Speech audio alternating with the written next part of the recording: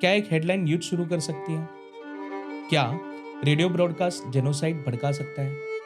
क्या social media algorithm result बदल सकता है? तो जवाब है हाँ। हिस्ट्री हमें बताती है मीडिया सिर्फ इंफॉर्मेशन नहीं देती, मीडिया परसेप्शन बनाती है और परसेप्शन रियलिटी से ज़्यादा पावरफुल होते हैं। आज की इस वीडियो में हम बात करेंगे 5 ऐसे मूवमेंट की जहां मीडिया ने सिर्फ रिपोर्टिंग नहीं की बल्कि मीडिया ने ग्लोबल इवेंट के डायरेक्शन ही बदल दी। ये वीडियो कॉन्स्पिरेसी थियरी नहीं है, ये डॉक्यूमेंटेड हिस्टोरिकल केसेस है। तो बिना बायस के फैक्ट के साथ शुरुआत करते हैं। Case number 1, Spanish America war 1898। 1898 Cuba Spain के कंट्रोल में था। क्यूबन रेबल्स इंडिपेंडेंस चाहते थे। अमेरिका में एक सिंपैथी थी क्यूबा के लिए, और जो चीज आग बनी वो था येलो जर्नलिज्म। उस दौर में दो बड़े पब्लिशर थे, विलियम रेडोल्फ और जोसेफ पुलिट्जर। ये दोनों के बीच सर्कुलेशन वॉर था। 15 फरवरी 1898 को यूएसए में एक्सप्लोजन हुआ। इन्वेस्टिगेशन शुरू भी नहीं हुई थी, लेकिन हेडलाइंस आ गई। Remember the man, Spanish treachery. Public outreach build हुआ। उसके बाद लेटर 1978 में यूएसएस नेवी स्टडी में ये सजेस्ट किया एक्सप्लोजर इंटरनल इंसिडेंट भी हो सकता था, लेकिन नैरेटिव ऑलरेडी फिक्स हो चुका था। अप्रैल 1898 को वॉर डिक्लेयर हुआ, जिसमें मीडिया का बहुत ही बड़ा रोल था। अब बात करते हैं सेकेंड केस की, गल्फ ऑफ टॉनकिन इंसिडेंट 1964। ये कोल्ड वॉर का एरा था, जहां यूएस वियतनाम में ऑलरेडी इन्वॉल्व था।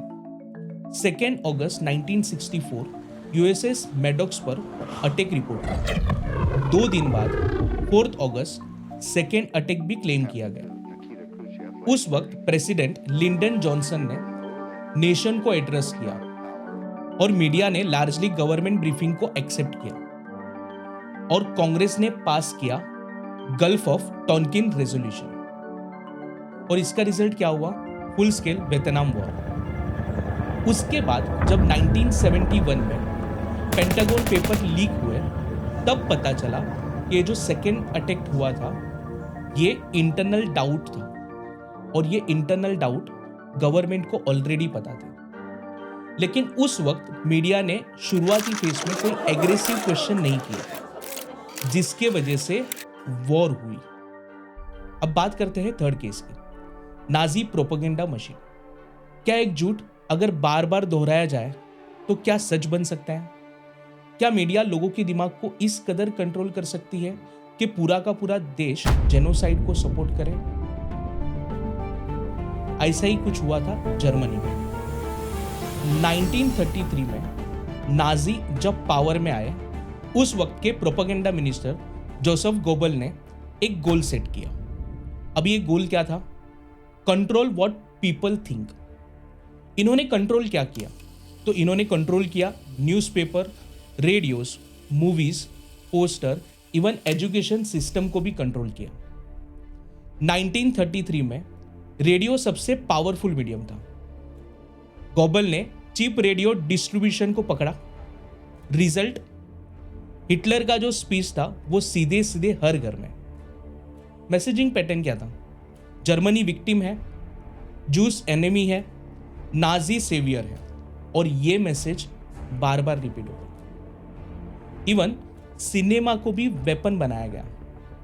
मोस्ट फेमस प्रोपेगेंडा फिल्म बनाई गई। इस मूवी में हिटलर को ऑलमोस्ट डिवाइन फिगर की तरह दिखाया गया। मैसिव रैली, परफेक्ट डिसिप्लिन और इमोशनल म्यूजिक। इवन स्कूल की बुक को भी रीराइट किया गया, हिस्ट्री मॉडिफाई की गई, लगभग 25,000 से ज़्यादा बुक्स जलाई गई, और ये पब्लिक इवेंट बना। ऑपोजिशन न्यूज़पेपर को भी बैन किया गया। जर्नलिस्ट को रातों रात अरेस्ट किया गया, और जो नैरेटिव स्टेट के खिलाफ जाता वो रातों रात डिसअपियर हो जाता। नाजी जर्मनी ने एक अनकंफर्टेबल ट्रूथ सिखाया, प्रोपेगेंडा तभी पावरफुल होता है जब सोसाइटी वनरेबल हो। Case number 4, Cambridge Analytica scandal 2018। ये ट्रेडिशनल मीडिया केस नहीं था, ये डिजिटल एरा मैनिपुलेशन था।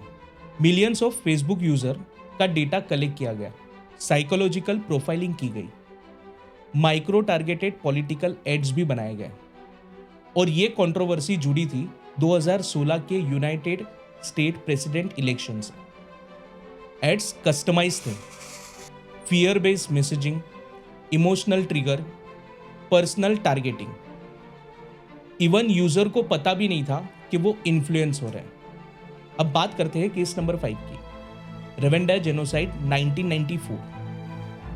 रवेंडा में एथनिक टेंशन पहले से ही था। रेडियो स्टेशन RTLM ने हेट स्पीच देना शुरू कर दिया। टुट्सी को ऑलमोस्ट कॉकरोच कहा गया।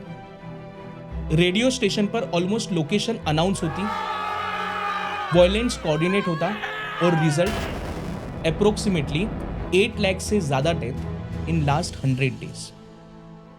यहां मीडिया इन्फ्लुएंस नहीं बना, यहां मीडिया वेपन बना और इंटरनेशनल ट्रिब्यूनल ने रेडियो एग्जीक्यूटिव को गिल्टी पाया और ये कहा words can kill. In 5 case पे कॉमन पॉइंट क्या है? Pattern of explanation, emotional framing of anger and fear, simplification of complex issue, repetition of same message again and again and limited questioning. 1898 में newspaper था, 1964 में television, 1994 में radio और 2016 में social media.